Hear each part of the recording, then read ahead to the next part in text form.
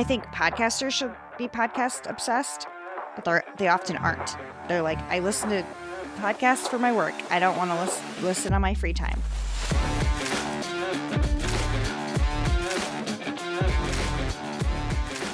Welcome, Lauren Purcell. It's so weird to say your full name, but welcome to Behind the Content. Andrea, it's so good to see you. How are you doing? Doing well. So I first want to ask you about how you got into podcasting, how you started your big love for podcasts.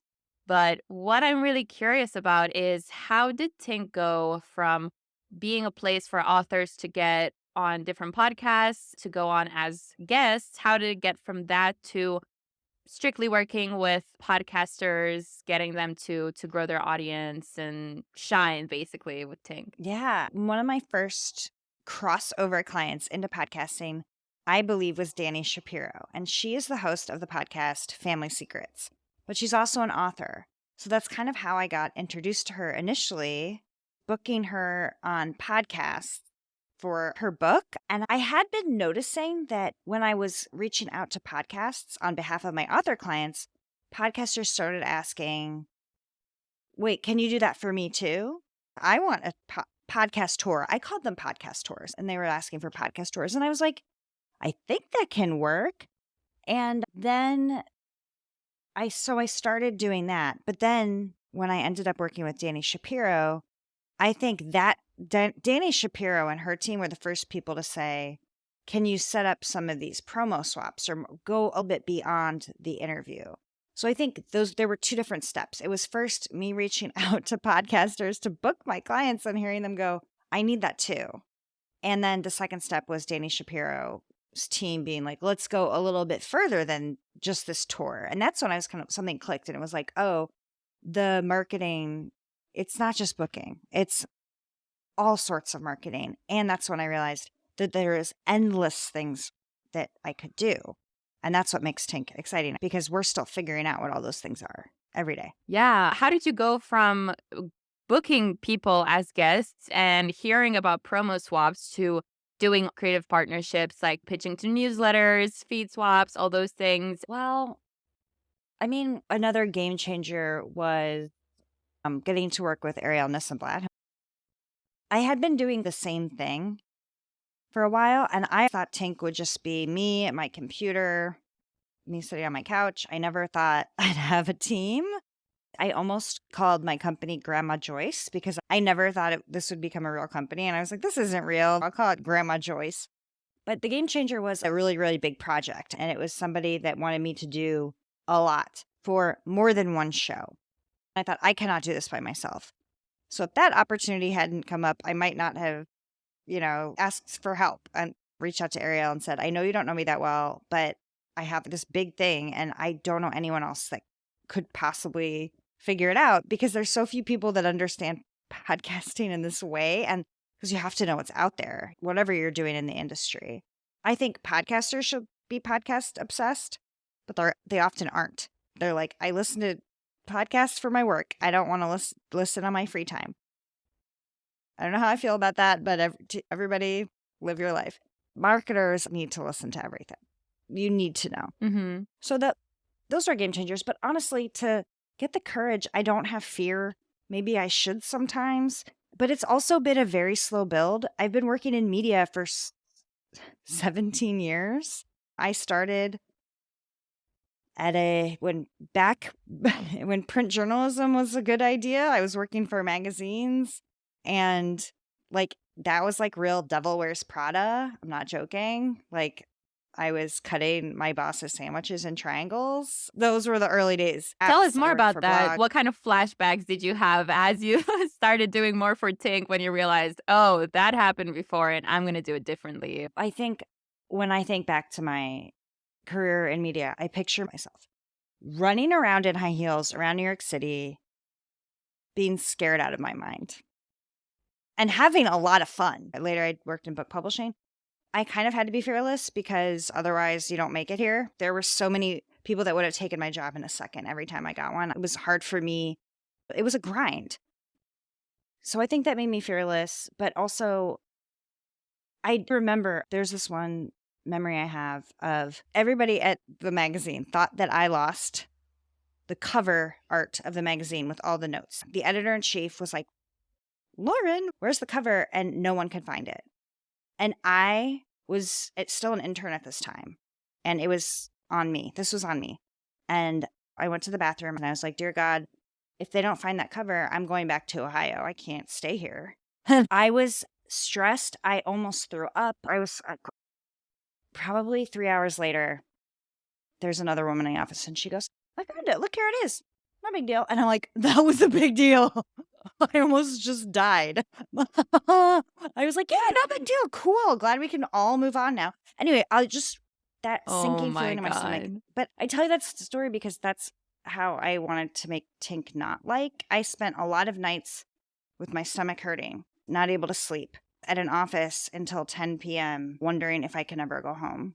And I want the exact opposite. I never want that again for myself. And I don't want anyone who I work with to ever have to do that again. Definitely. And I want to go back to what you were saying earlier when you first started out in print magazines, you were going to events and introducing yourself to people. One of the biggest things you can do as a podcaster is networking and meeting people. So, what was that like for you? How important would you say is networking in terms of marketing, building an audience, finding a community, and figuring out where to go next with your podcast if you're stuck, let's say, or at any point, really? I think this is a people job. The best way to grow a podcast is to work with other podcasters. I was just talking to Will, who's on my team, and they said a story about how they had a small podcast and someone had a podcast about plants and said, I really love you. Do you want to be on my small podcast about plants? And they said, I have a favorite plant. Sure, I'll talk about it. They have stayed friends for years. And there have been times when they've worked together since. Will said, if I need someone who has a plant podcast, guess who I'm sending them to? That's one example of why any conversation you have, podcasting is a pretty small world. I think that's why. You are going to run into people over and over, and it will make your life easier. If you can be a little fearless in that, that's not everyone's jam, Not everyone loves that kind of thing. You are very good at that. That's how you have gotten a lot of the things you've done, by not being afraid to introduce yourself. That's huge. And it doesn't work every time, but you got to try. Oh my God. I mean, I also dated in New York City. It's same story. Yeah. Yikes. Yeah, it doesn't always work. You got to put yourself out there. How do you recommend podcasters start that networking process? Where should they look for opportunities? How should they go about going to conferences? What are some of the things they've asked you at conferences when you've been a speaker? Well, I would recommend, honestly, I have 2 podcast newsletters. That's not why I'm saying this, but I would say subscribe to podcast newsletters and follow here's why. Podcast newsletter writers are putting something out into the world. Trust me, they want to hear back from you. So they're basically someone with their hand up going, hey, is anyone there? So reach out to them. They're basically putting out a personal ad for a friendship. They're like, I want connection with you. I mean, maybe I'm only speaking about myself. You should ask other newsletter writers. But I think that that's an easy way to make a podcast friend. Engage with the content, engage with people on social media. That's how a lot of the friendships that I made started. I actually started my entry into the podcast community was when I started writing for Bellow Collective, which isn't around anymore. I'm still friends with those people. My mom got sick and I felt like I had an entire family watching out for her. They're there for me. These people some of them I've never met before, I felt connected to them. So I feel like find a community of people. If it's newsletter writers, it's a great place to start. I would absolutely go to a conference. If you can be brave enough to go. I love the conferences. They're like my summer camp. And if you're nervous, email me and see if I'm going and I'll come say hi to you and bring you to a party. I mean, people want to know how to grow a show. It comes up so rarely, but someone said, what? I was talking about doing promo swaps where you say, if you like this show, you'll like this other show. And he said, well, why would I send someone to another podcast? And I said, if that's your thinking, I don't think this is the right industry because this is how we roll. We work together. That's what works. Don't worry about that. Worry about making a good show. Yeah, I think so many people get demotivated, maybe, right, by comparing themselves to another show. And that's not even productive one bit. Like, if you admire another show, if you think they're kind of similar to yours, maybe they have similar guests and like maybe even a bigger audience, let that be an inspiration and motivation for you, not just, to be bigger than them necessarily, but to connect with someone and to learn from them and to have them learn from you, of course, as well. If there's another show exactly like yours, you might want to think, how am I different? Hmm. That's an opportunity to stand out. If it's like a lot of shows, maybe there's something that you need to change about it. Yeah, for sure. I also want to ask you about ways to promote a show, but we don't have to give the whole rundown of promo swaps, feed swaps, all of that. Tink and Lauren are so generous with these resources. So you can find most of this if you just Google it and add Tink or Lauren's name next to it. But I want to ask maybe some of the campaigns that have been more creative in Tink or something that was out of the box that worked really well and even surprised you. What are some examples of creative things that people can do? So many things. Well, I'll tell you something that we're doing right now that's been really exciting. We do this thing called podcast therapy, and it's consulting. It's 1 hour, and it's me and Ariel on those calls, and we'll have someone from the Tink team come on and take notes so that the client can just sit back and relax. And sometimes people sign up for 1 hour, sometimes they sign up for 2. We have developed shows in podcast therapy with people. Sometimes they come in with a specific question, sometimes they just want an audit. We'll do anything. Someone had signed up for 2 hours. Usually we give so much information. We like to do the first hour and then say, go back with these notes, implement some of these things, and then come back to us. The client, though, had signed up for them right in a row. So we said, turn off Zoom, you go away. We're going to spend the next 55 minutes pitching you. And speed pitching was born. We were like, okay, what can we get done in 55 minutes? Start the clock. Let's make a pitch letter in 3 minutes, go through our Rolodex, see who we know. So it was 3 of us now going, oh my gosh, you got that person? I got this person. Let's send this out. So then pencils down at 1 hour. What did we accomplish? I think like 8 interviews and 4 newsletter mentions. We've also done reverse interviews where we pitch guests. We pitch our clients to other shows, not as guests, but to interview the host of that other show. We've also helped people run what we call feed warmer campaigns, where if they're going to be off mic for an extended period of time, we'll create a mini season out of other people's podcast episodes and cross promote those podcast episodes. So it's really a marketing opportunity. So those are a few fun examples. We get contacted a lot of times when people have a problem and they say, what do you think I should do about this? Can you help? And we either can or we send them in another direction. But a lot of the funnest things we've done is when someone comes and says, I have this problem. What do you think I should do? There's so many things you can do. And what I love the most is that there's not a one type solution. It's all about really experimenting, being creative. Like you said, people are open to it. Other podcasters want to do it. And it's for the sake of building podcast friendships or finding more listeners. Speed pitching is a great way for clients. They get all the information that they might need for long term. And then in very short amount of time, they can see that this stuff really works. If I have the time for it, which is not always sustainable for podcasters, given that they already do so much if they're independent.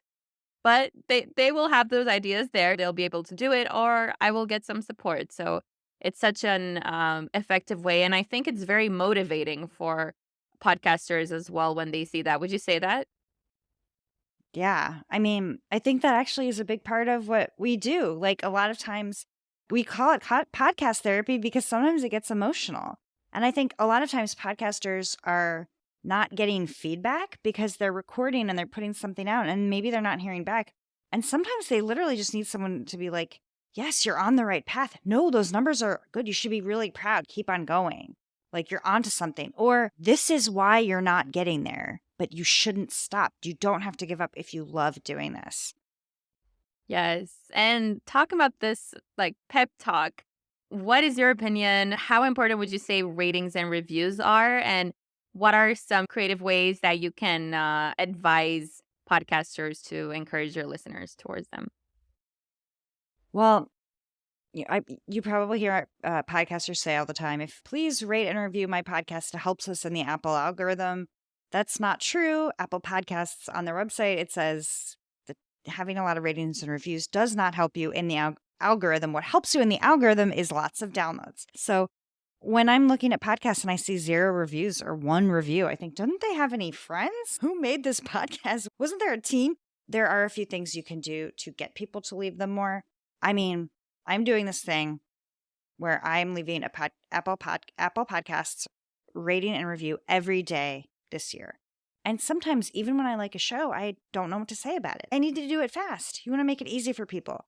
So maybe you could say on the show, give them a prompt, ask them a question, tell them to ask you a question in the rating and review. Maybe in the rating and review, tell me where you're listening from. They just need to leave something and a 5-star review. But there was a podcast I loved called The Dumbbells, more comedy, less fitness. They would say, leave us a rating and review, and we will give you a fitness tip based on your Apple Podcasts username. Now, these obviously didn't make any sense. They were purely hilarious. But I left one and listened every day for my fitness tip from them. There are things you can do, and it is important. Yeah, it's important because you want that connection with your listeners, right? And to get their feedback and to have them feel involved. I want to talk a little about social media. As we know, social media is not the go-to or the best way to put in your efforts and energy to build a podcast because most likely everyone who's scrolling through Twitter wants to stay on Twitter instead of going to their listening app. But how do you recommend clients use social media? Do you have examples of campaigns that have done it successfully to engage their community? What can it really bring you? It's good to be on social media for the community you have. Figure out where your community is first. I was talking to someone yesterday. It was a business podcast. They should absolutely be on LinkedIn, but you don't have to be everywhere. Right now, Twitter's not looking so hot, guys, which makes me very sad. Maybe Twitter isn't the right place anymore. Maybe it's Instagram.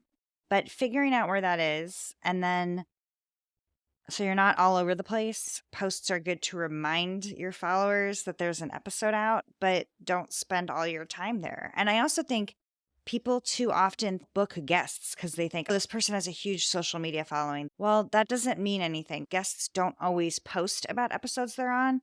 Second of all, even if they do, if they post to social media, people don't want to leave social media. They might only listen to that episode and not listen to the show. It's not worth booking a guest just for their social media following. But if you do, there's 2 kinds of posts. There's the post for your listeners, your potential listeners, your community, that's from you, why you think your community should listen to it. Then there's a social media post you send to the guest that makes them look really good. If you make them look really good, they're more likely to share it. I think it can be used to survey people.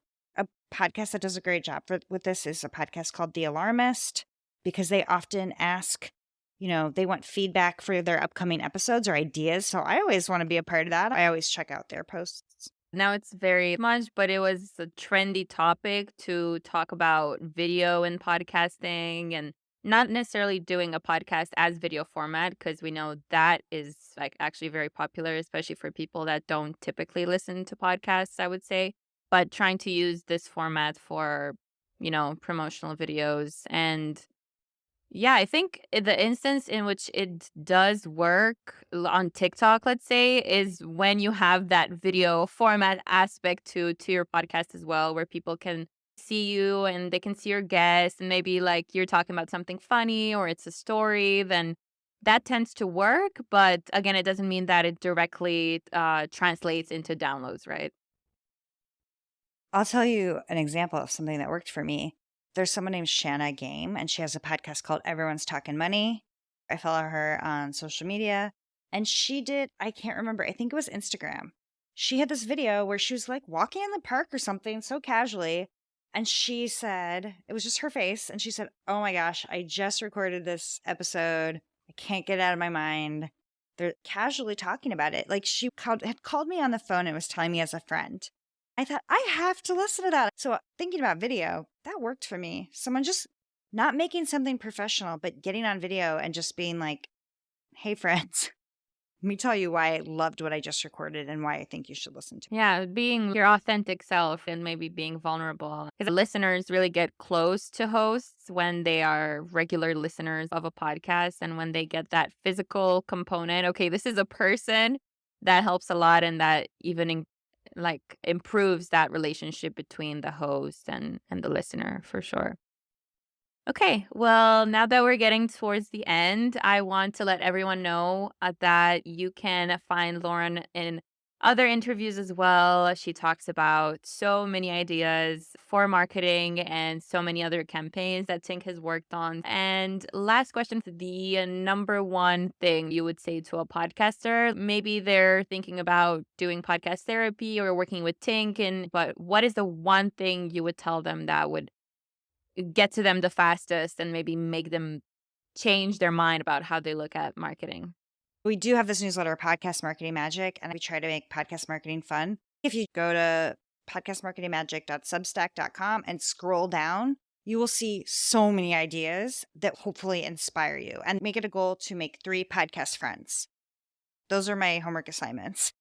Those will motivate you to learn about a lot of the things that you can do, but also to learn how to connect with other people and work with other people. Perfect. So you heard that. You got a homework assignment. You also know how to do it now, thanks to Lauren. Fun. It's Yeah. a fun one. And yes, definitely check out Podcast Marketing Magic. So if you also want to share, Lauren, where else people can find you? Podcast, the newsletter is probably the best place to find what I'm doing. It's substack.com. Tinkmedia.co has everything I do. So that's a good way to go. Awesome. Thank you so much, Lauren. Thank you, Andrea. Good to see you as always. You too.